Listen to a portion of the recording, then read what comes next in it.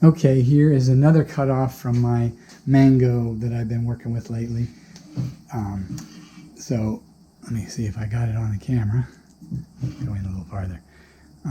So in any case, I've got a knob here that has a branch, and who all knows what's going on inside of here. And then this is probably the main trunk, but you can see two branches here. This is probably going to get cut off because it's going to stick out too far, I think. My intent right now, this to be the top, and I'm going to make a flat spot that I can put my woodworm screw onto, and I may have to chisel some stuff away because to get this down flat, it's going to have to come down that far, which probably means my body of my chuck will bump into these surfaces, so I may have to cut some, but I'm going to do something with this. Okay, I'm going to try and drill a flat spot. There we go. Here we go. I don't know if you can see it, but this hole needs to be centered here, and so this needs to go that way, down there, but if I look down through the middle, I can see I got to go that way, a half an inch or more. So I need to remove this shoulder such that the distance from here to there is cleared, and I'm not going to be, well, I guess I'm going to be hitting this too, so I've got to come out farther on this side. So I've got to chisel all the tops off of these little bumps. Well, I've got this piece of mango mounted. I'm still struggling with what I'm going to do. This is the bottom, but a lot of it's going to go away. I'm going to be taking off quite a bit of this, so these features will go. This is in the other bowl I made, and I think I'm going to turn away that and come to this. So this sticks out a lot less than this, so it should work out pretty good. But we'll see what happens. Okay, I'm going to turn this pretty much flat on this side, but I'm going to curve it up, and I'll end up with a tenon here, or a mortise, I'm not sure yet. You can see the rotten wood here with an orange kind of boundary on it. This is also in my other bowl that I just completed.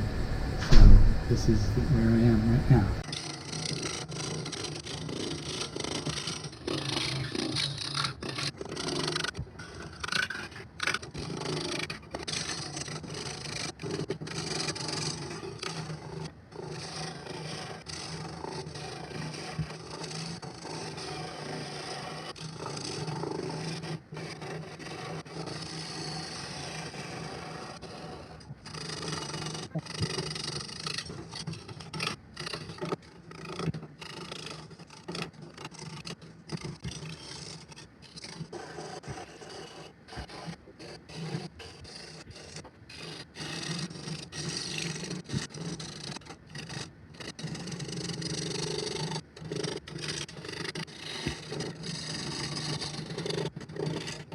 Okay, I've curved this. I'm going to curve it around further because I want to cut farther into this thing here. So I'm going to come in and I'm going to curve it in so it'll expose. Most of this bark will be gone. I do need to ease off on how much I'm taking because I'm leaving tear out here. Luckily I'm taking some more of this away, so we'll see. But I gotta be more careful. I always say that. I say I'm going to be more careful and then I forget.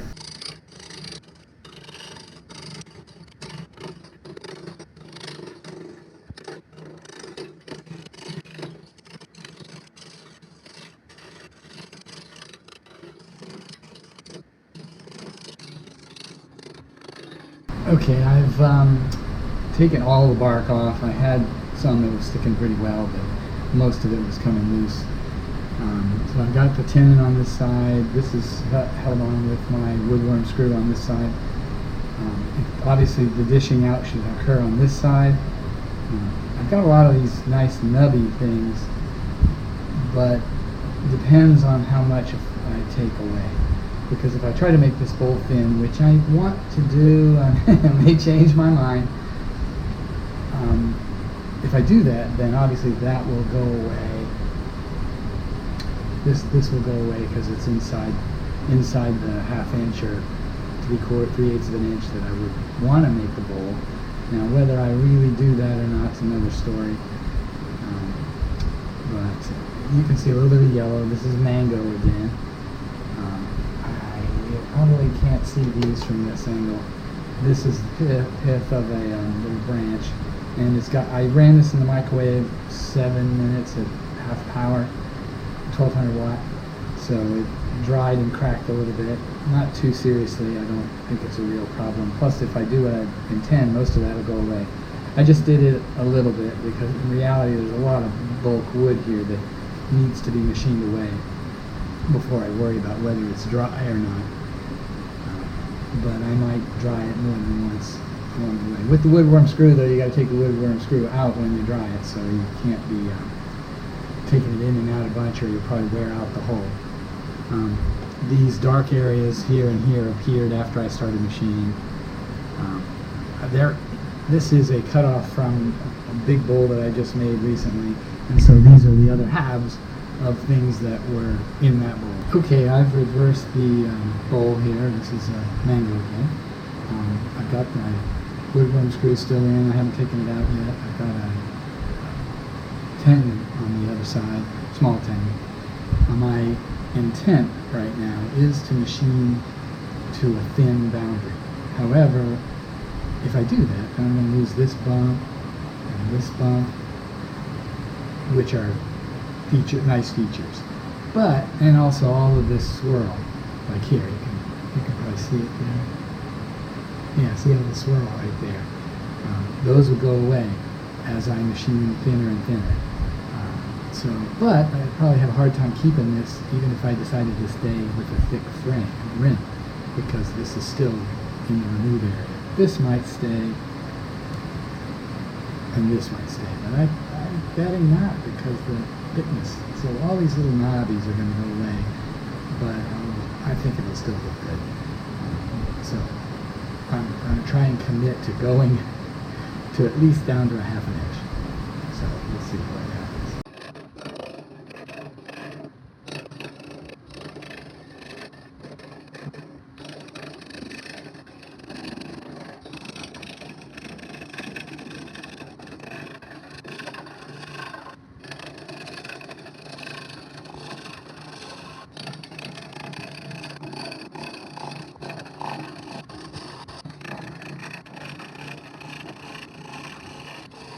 Well, you can see that I don't know what's going on over here. This thing keeps loosening up.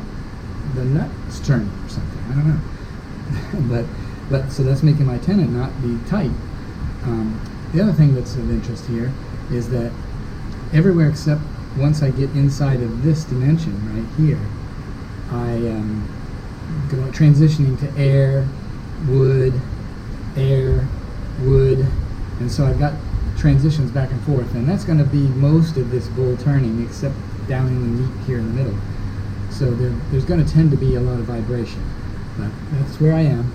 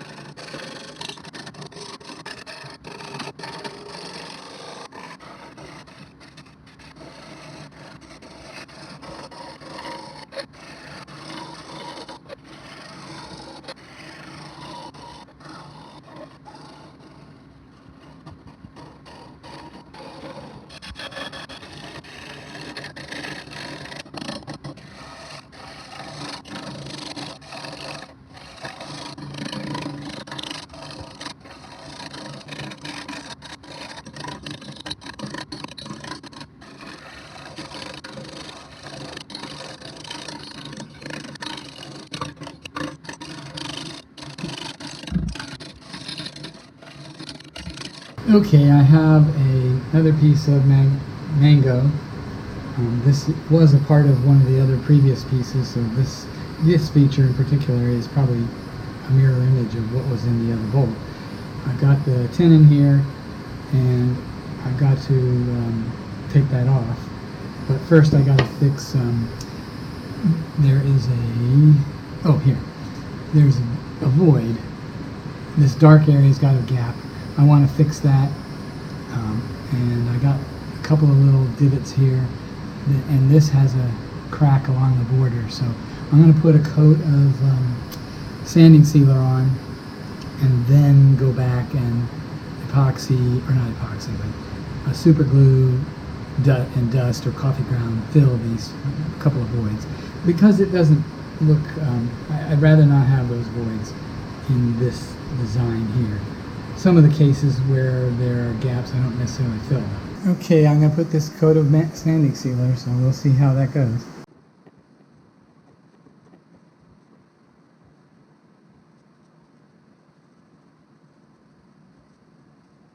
Well, there it is. It looks so right now, but it's because there's bubbles and other stuff. It'll take care of itself. Okay, I've put a coat of, what do you call it, sanding sealer on here. And now I want to put CA glue and dust, sawdust or coffee grounds in a few little holes. Not much, just enough to solidify, make it smooth. I don't do that on every bowl, but I'm going to do that on this one. There's not very much to do. Right, that's where I am. As an interesting side note, they have an indexing kit that goes with this lathe. Or not a kit, but an indexing component, which is this pin. And you thread this on with two knurled screws, or not knurled, but in any case, screws. The problem is that those two bolts, the head of them rub on this when you're tightening it. And it comes loose, or it's hard to get it lined up. And most of the time I'm really just using it to hold the thing still, not indexing accurately. So what I end up doing is taking this piece off and just using a punch that's the right size. And that prevents it from spinning. It doesn't prevent it from moving because it moves back and forth about that much. So I'm not happy with how this works. It's too hard to use, and even if you use it, some places are just not possible. It's like something needs to be changed in the design to allow this to work properly.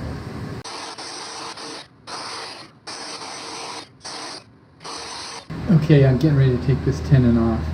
The hole there in the center was there already, so I have a good way to get centered. I always have a little difficulty with the flatness, planarity of this, and so it's moving, I don't know, a little more than 1/16 of an inch in and out around at this radius. But I'm doing all my machining inside of this, so it should be fine.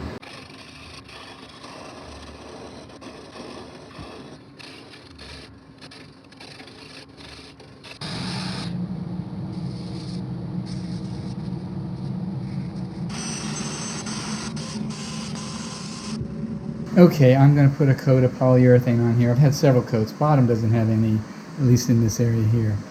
And I'm going to put a new coat on the top. I got a fixed spot, so I had to sand that down. So in any case, here I am. This time I'm going to put gloves on too. Okay, here is another piece of mango. It has a lot of unique features. The branches over here, the sawn off chainsaw path here, rotten internal dried, overgrown rotten areas with some interesting color. It's got an orange border, very dark. Overall, it turned out pretty nice. It's functionally, it's probably more for looks than anything because it doesn't have any sides on 75% of the perimeter. So it's just kind of interesting looking. In any case, I think it turned out pretty good. If you like what you see, please like and subscribe for more similar wood turning videos. Please comment on the video and I should respond. I make a video about once a week.